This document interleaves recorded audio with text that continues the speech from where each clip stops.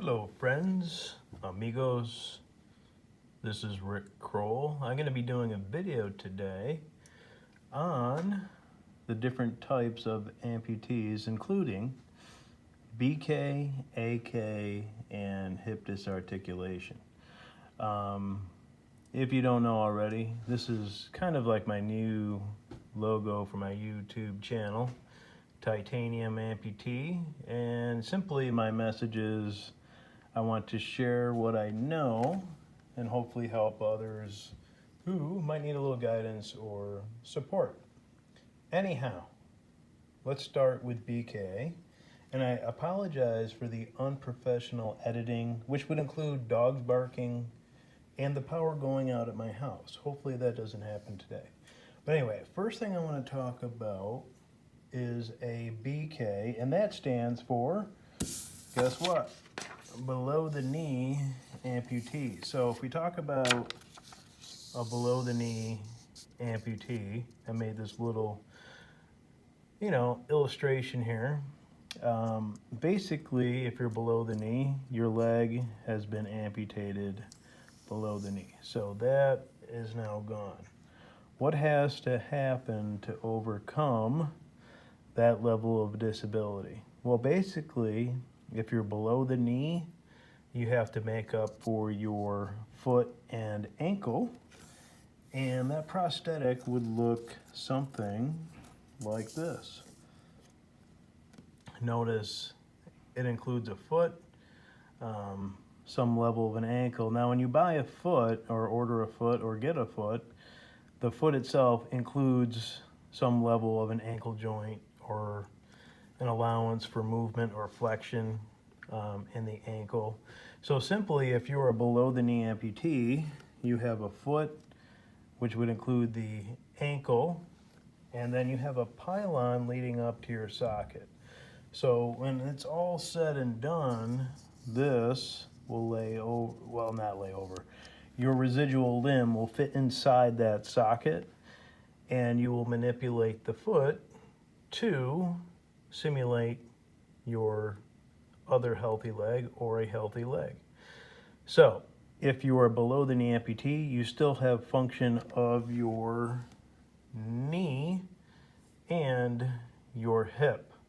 Very important in the walking process.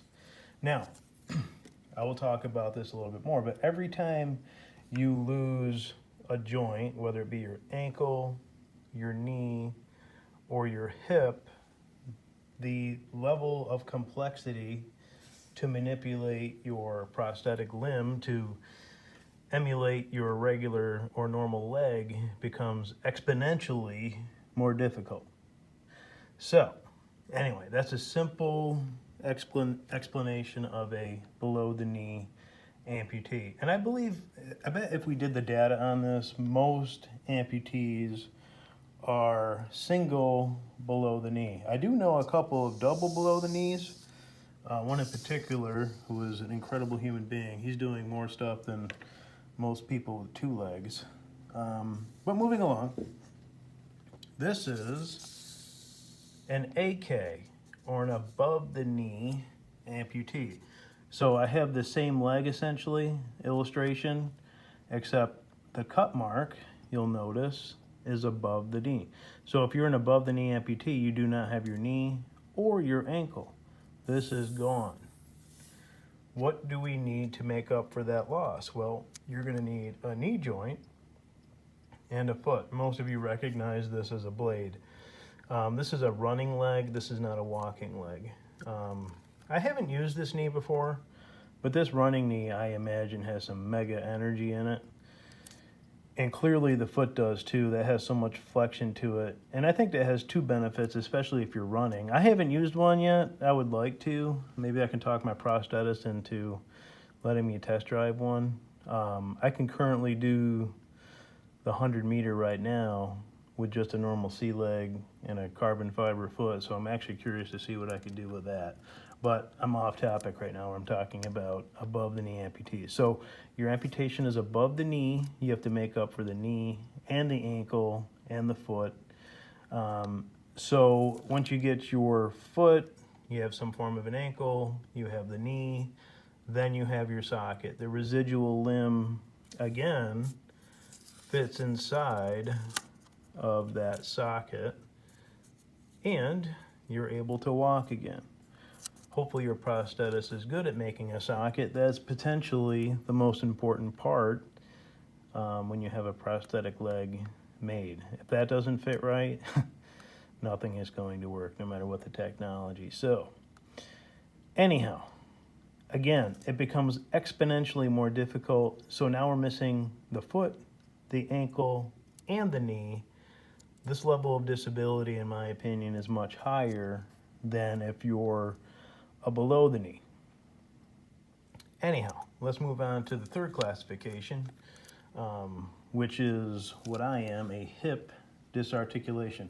And by the way, this is the least common. It's actually quite rare if you're a hip dysartic patient. Essentially, this is what has happened to you if you're a hip disarticulation. Your entire leg is gone. So you would be missing your foot, your ankle, your knee, and your hip joint. If you are a hip disarticulation patient, this femur bone is actually removed from your ball and socket. There is really no usable residual limb. So if you're a hip disarticulation patient, you have the additional challenge of making up for a hip joint. So before I actually put this on the person, this is what we need. We need a foot, we need an ankle, we need a knee joint, and a hip joint that attaches to a socket. Now, the problem with a hip dysartic is you have very little residual limb, so your socket has to be this bucket style socket where it actually wraps around your waist and attaches to your waist. So if this was on the person, it would be similar to that. And this leg is just like mine, by the way.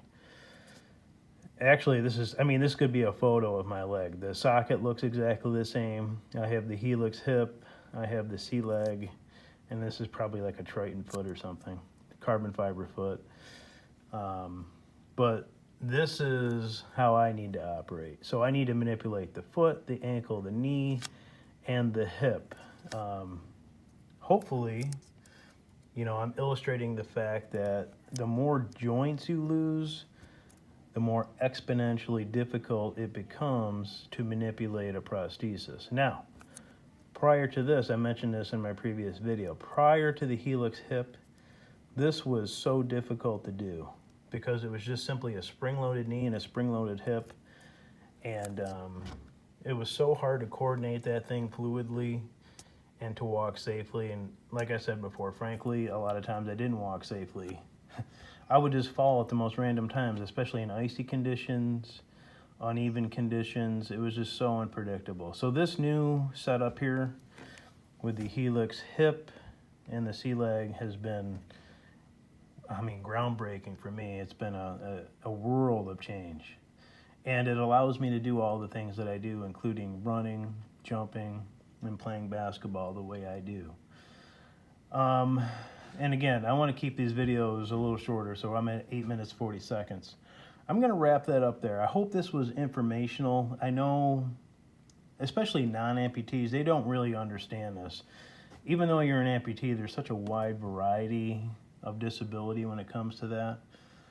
So I just wanted to educate and enlighten people who were a little confused. And by the way, not many people have seen the hip dysartic setup. I've actually had a few requests to explain that or show my socket or whatever. What I am curious though is they have a new style socket called the bikini socket. If any of you have that, I would love to hear comments on how well that works. I have not tried that. But anyway, I'm going to wrap things up here. Thank you for listening. And remember, no gimmicks, no nonsense, and no excuses. Keep moving forward, and I will see you next time.